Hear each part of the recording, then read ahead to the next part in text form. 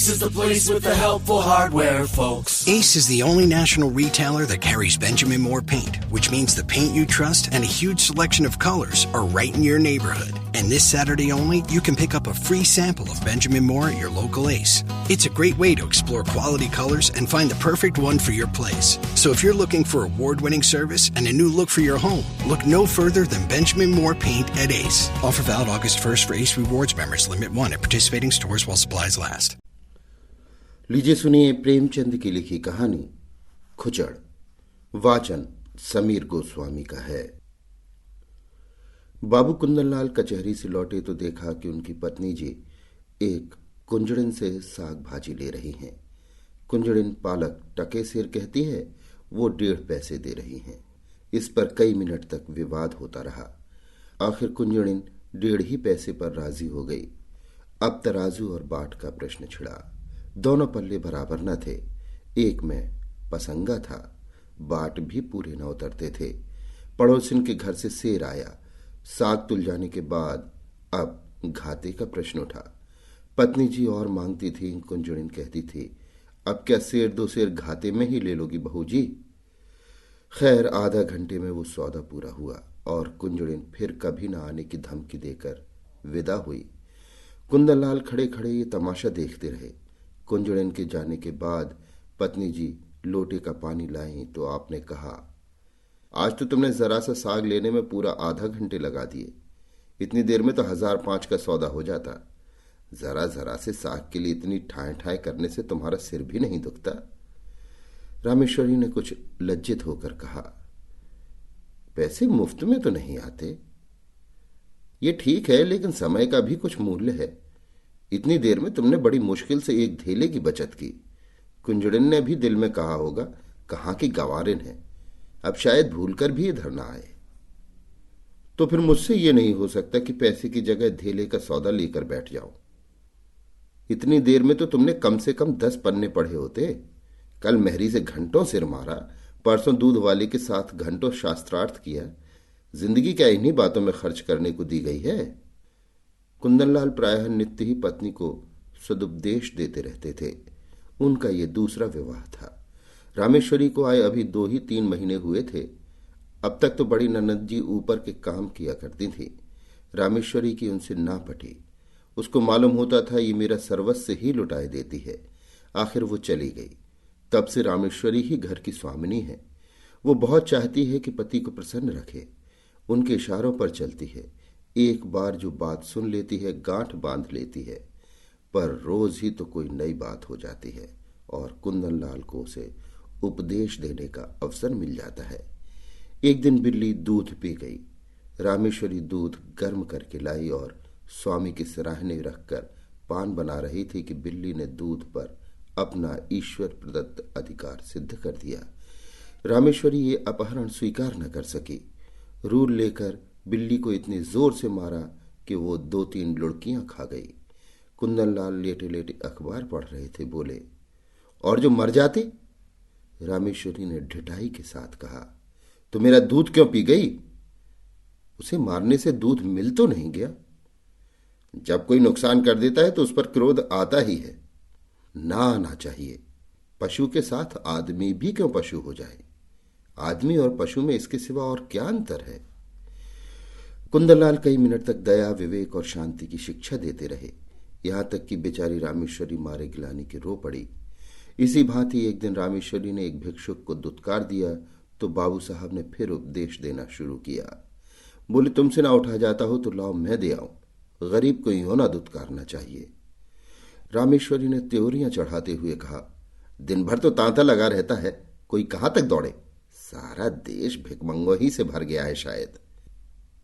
कुंदनलाल ने उपेक्षा के भाव से मुस्कुराकर कहा, उसी देश में तो तुम भी बसती हो। इतने भिकमंगे कहां से आ जाते हैं? ये सब काम क्यों नहीं करते? कोई आदमी इतना नीच नहीं होता जो काम मिलने पर भीख मांगे। हाँ, अपंग हो तो दूसरी बात है।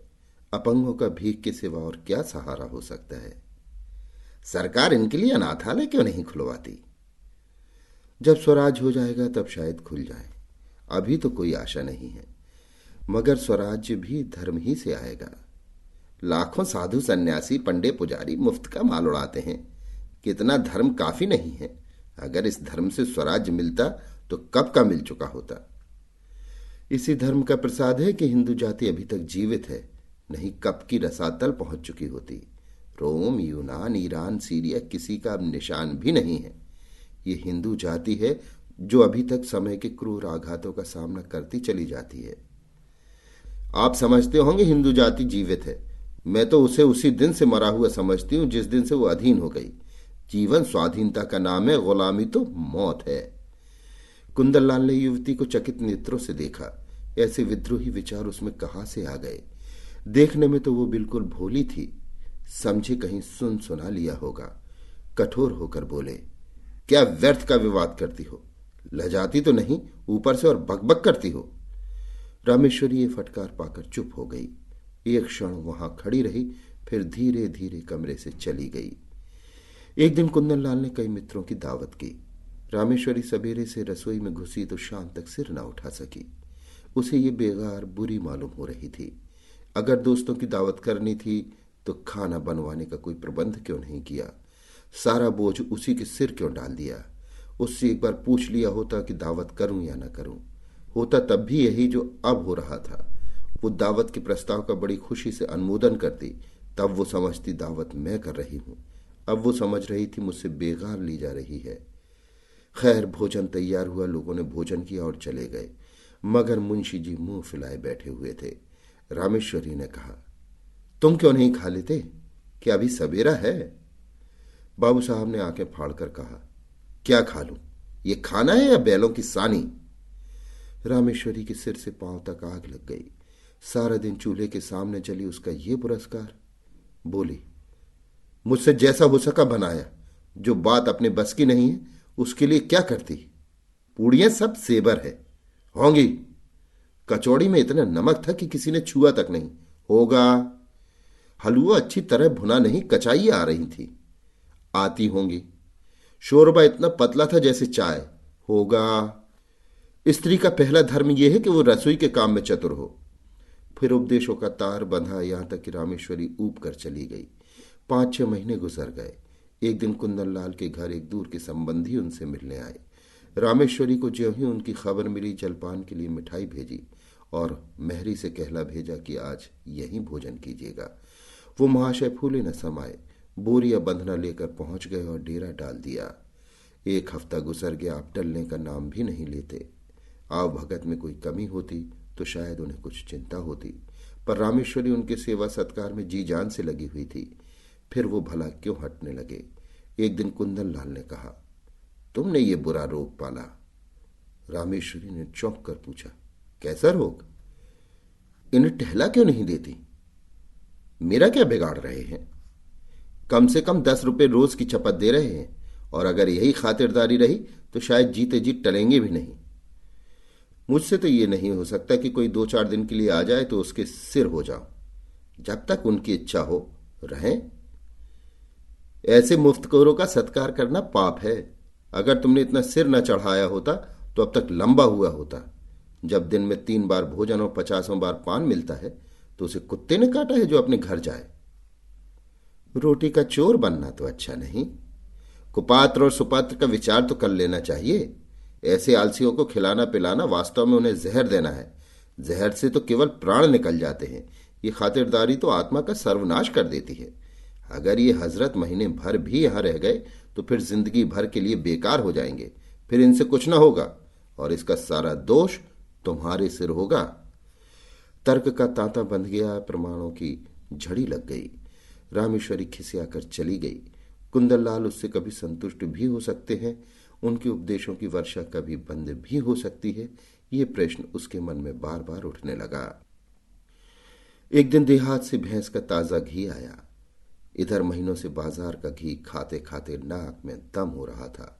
रामेश्वरी ने उसे खौलाया, उसमें लौंग डाली और कढ़ा से निकालकर एक मटकी में रख दिया।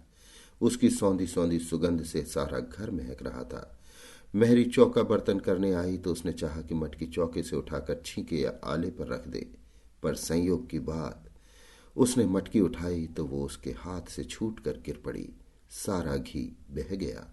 धमाका सुनकर रामेश्वरी दौड़ी तो मेहरी खड़ी रो रही थी और मटकी चूर चूर हो गई थी। तड़प कर बोली, मटकी कैसे टूट गई? मैं तेरी तलब से काट लूंगी। राम राम, सारा घी मिट्टी में मिला दिया। तेरी आंखें फूट गई थी क्या, या हाथों में दम नहीं था? इतनी दूर से मंगाया, इतनी मेहनत से गर्म किया, मगर एक बूंद भी गले से नीचे न गया। अब खड़ी बिसूर क्या रही है? जा अपना काम कर। मेहरी ने आंसू पोंछकर कहा, बहू जी अब तो चूक हो गई, चाहे तलब काटो चाहे जान मारो। मैंने तो सोचा उठाकर आले पर रख दूं तो चौका लगाऊं। क्या जानती थी कि भाग्य में ये लिखा है। न जाने किसका मुंह देखकर उठी थी।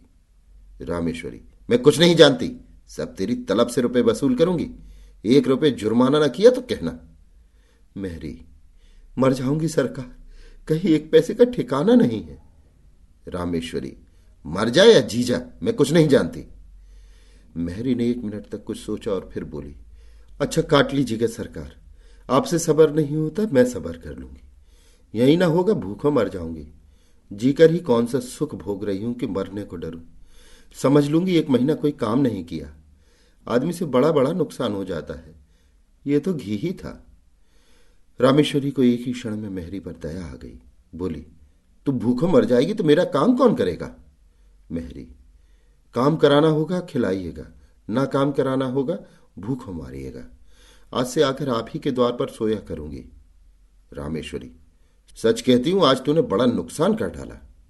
मेहरी, मैं तो आप ही पछता रही हूं सरकार। रामेश्वरी, जा गोबर से चौका लीप दे, मटकी के टुकड़े दूर फेंक दे और बाजार से घी लेती आ। मेहरी ने खुश होकर चौका गोबर से लीपा और मटकी के टुकड़े बटोर रही थी कि कुंदन लाल आ गए और हाड़ी टूटी देखकर बोले, ये हाड़ी कैसे टूट गई? रामेश्वरी ने कहा, मेहरी उठाकर ऊपर रख रही थी, उसके हाथ से छूट पड़ी। कुंदन लाल ने चिल्लाकर कहा, तो सब घी बह गया? और क्या कुछ बच भी रहा? तुमने मेहरी से कुछ कहा नहीं? क्या कहती, उसने जानबूझकर तो गिरा नहीं दिया। ये नुकसान कौन उठाएगा? हम उठाएंगे और कौन उठाएगा? अगर मेरे ही हाथ से छूट पड़ती तो क्या हाथ काट लेती? कुंदन लाल ने ओठ चबाकर कहा, तुम्हारी कोई बात मेरी समझ में नहीं आती। जिसने नुकसान किया है उससे वसूल होना चाहिए, यही ईश्वरीय नियम है।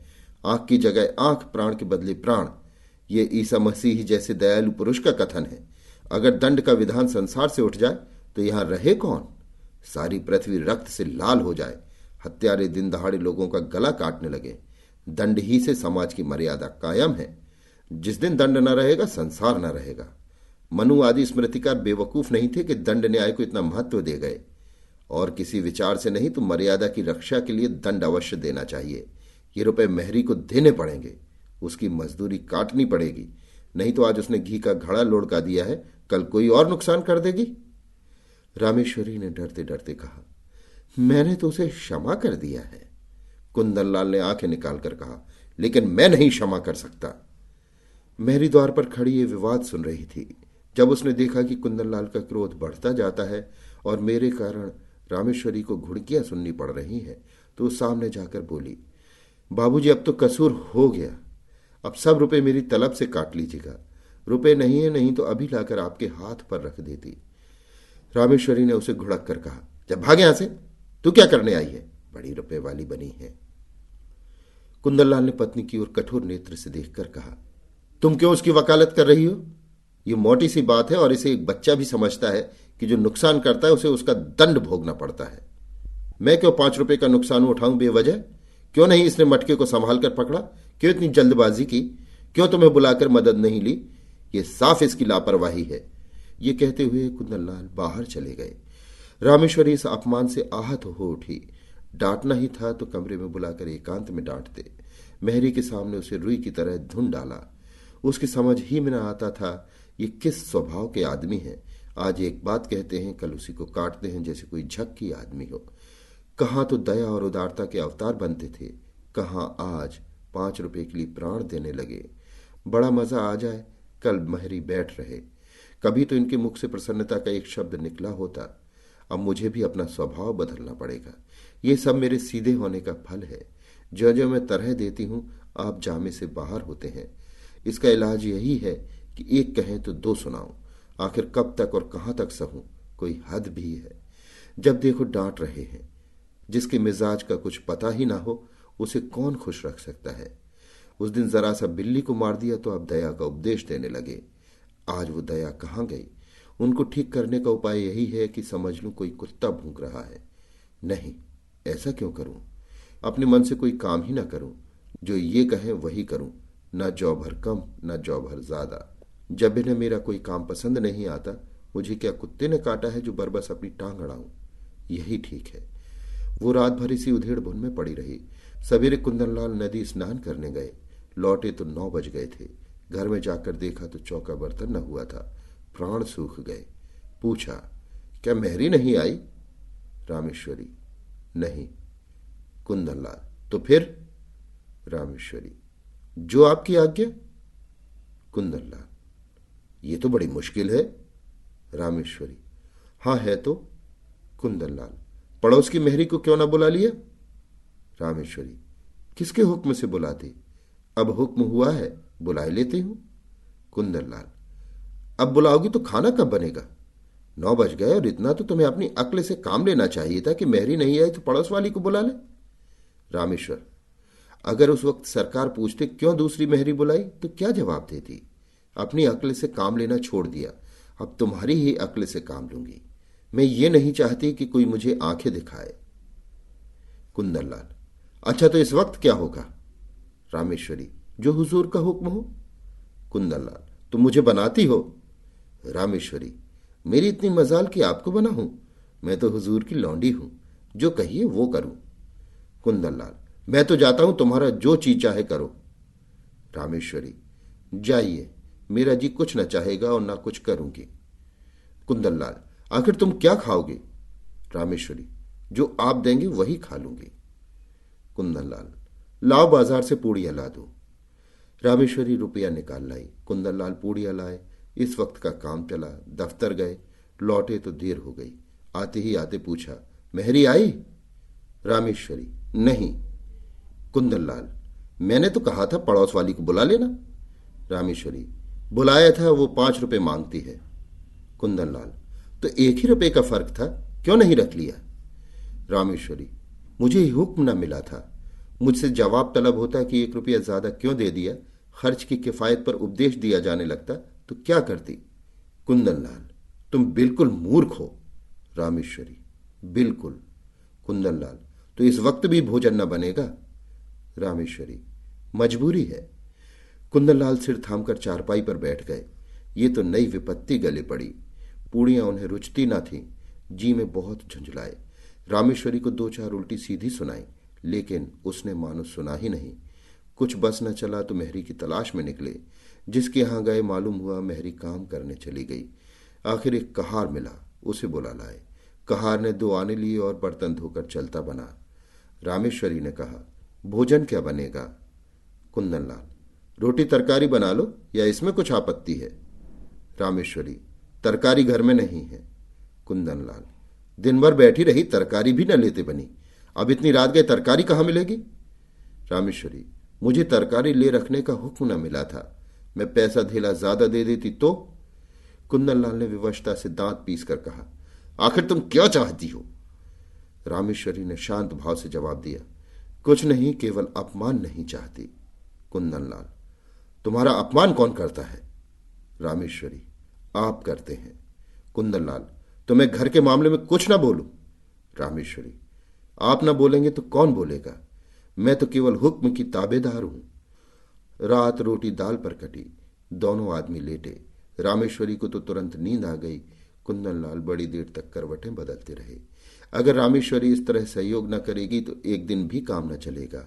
आज ही बड़ी मुश्किल से भोजन मिला। इसकी समझ ही उल्टी है। मैं तो समझाता हूं, ये समझती है डांट रहा हूं। मुझसे बिना बोले रहा भी तो नहीं जाता। लेकिन अगर बोलने का ये नतीजा है तो फिर बोलना फिजूल है। नुकसान होगा भला से। ये तो ना होगा कि दफ्तर से आकर बाजार भागो। मेहरी से रुपए वसूल करने की बात इसे बुरी लगी थी और थी भी बेजा। रुपए तो न मिले, उल्टी मेहरी ने काम छोड़ दिया। रामेश्वरी को जगाकर बोले, कितना सोती हो तुम? रामेश्वरी, मजूरों को अच्छी नींद आती है। कुंदनलाल, चिढ़ाओ मत, मेहरी से रुपए न वसूल करना। रामेश्वरी, वो तो लिए खड़ी है शायद। कुंदनलाल, उसे मालूम हो जाएगा तो काम करने आएगी। रामेश्वरी, अच्छी बात है, कहला भेजूंगी। कुंदनलाल, आज से मैं कान पकड़ता हूं, तुम्हारे बीच में ना बोलूंगा। रामेश्वरी, और जो मैं घर लौटा दूं तो? कुंदनलाल, लौटा दो चाहे मिटा दो, मगर रूठो मत। अगर तुम किसी बात में मेरी सलाह पूछोगे तो दे दूंगा, वरना मुंह ना खोलूंगा। रामेश्वरी, मैं अपमान नहीं सह सकती। कुंदनलाल, इस भूल को क्षमा करो। रामेश्वरी, सच्चे दिल से कहते हो ना? कुंदनलाल, सच्चे दिल से। अभी आप सुन रहे थे प्रेमचंद की लिखी कहानी खुचड़। वाचन समीर गोस्वामी का था।